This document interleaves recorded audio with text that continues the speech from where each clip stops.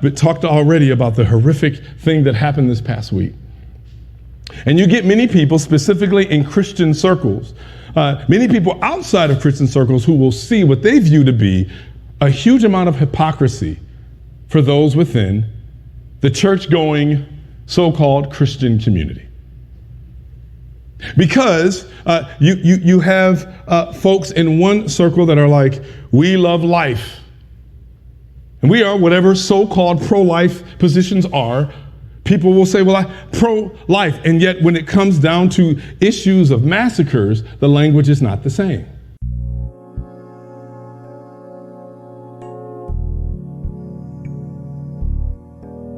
Those who claim with great purity to be so-called pro-life are more likely to support legislators who don't advocate for restricting access to the kind of weapons designed for killing large numbers of people within a small amount of time. The crowd that shouts pro-life is so deeply anti-child. Let me say it this way.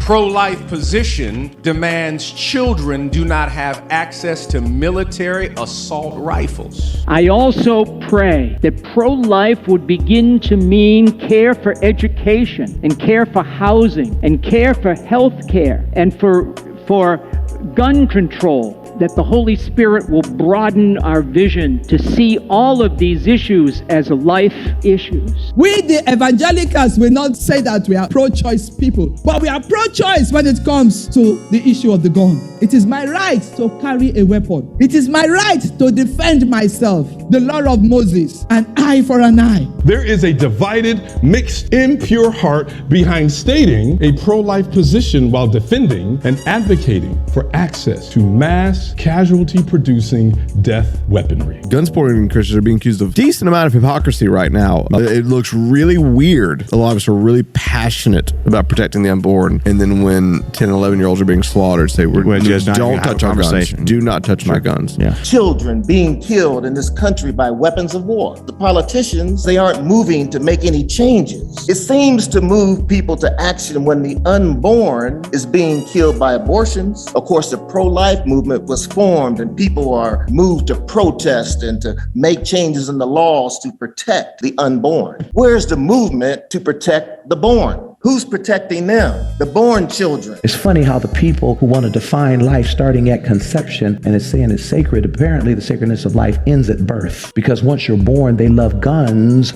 more than children, because the same Governor Abington, wheelchair bound, wants to cripple us as a people. He has blocked every attempt to have as minimal as background checks in the state of Texas and to stop assault weapons bans. As everybody knows, we're pro-life, but I hear a deafening silence from our pro-life politicians on this. It kind of reveals to me that, okay, we're concerned about a child in the womb, but once you're in school, I have no opinion about it. The bottom line is people and guns. Now, you can't get around it. It's people and guns. Yeah. And if I'm pro-life, I need to start talking like I'm pro-life after a child is born. If you are pro-life, how is it that you can vote against better gun laws, better background checks? We've got to begin to ask the question, are those people who are shouting pro-life really for life, or are they for death? I believe some people might come to the conclusion that they are really for death.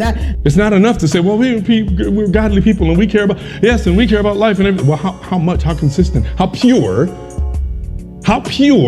is that desire? You can't claim to be pro-life and then enact policies that neglect poor people and do absolutely nothing about gun control. Being pro-life is not just about saying you're anti-abortion, but being pro-life is about giving a blank about children who die every day just because they went to school.